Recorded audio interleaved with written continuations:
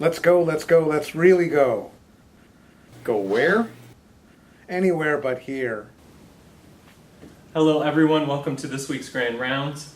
Today we're going to be talking about endopulmonary combustion, and really the objectives for this talk will be one, to go into minute detail about every aspect of this very rare disease, two, pitfalls in diagnosis, and three, an overview of advances in treatments. I wish these Grand Rounds were televised.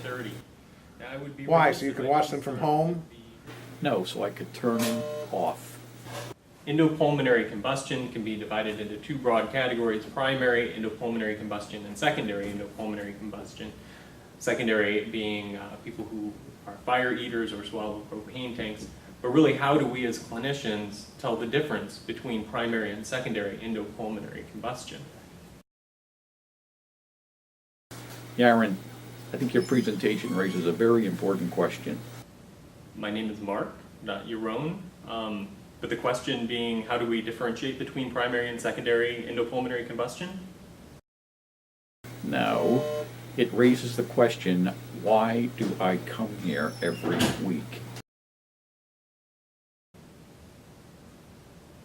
And if we look back through the literature for cases of primary endopulmonary combustion, we find that the first case was reported in 1832 by a rural doctor who happened to be at a farmer's house when the farmer began belching smoke.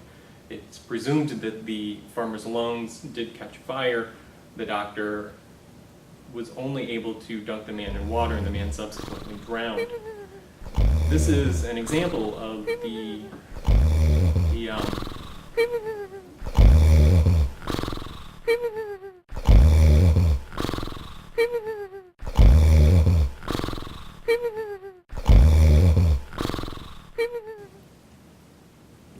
You know, you're welcome to come up here if you think you could do this any better.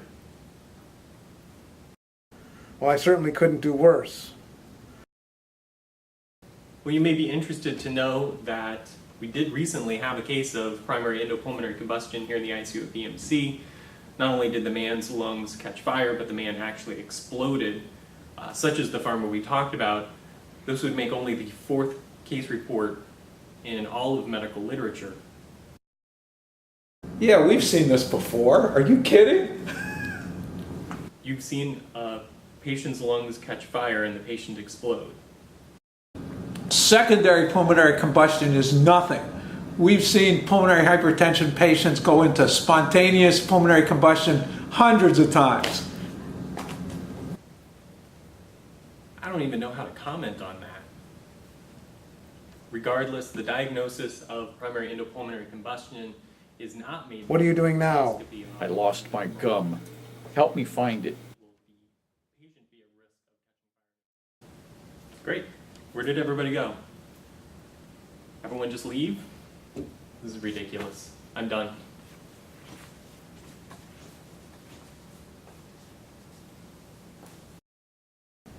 Where's your own? Looks like he's left.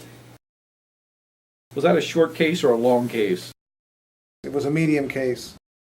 A medium case? Yeah, it wasn't rare and it wasn't well done. Just when you think these cases are terrible, something wonderful happens. What's that? The end! These grand rounds certainly are awful. Terrible. Ignorant. Disgusting! See you next week. Of course.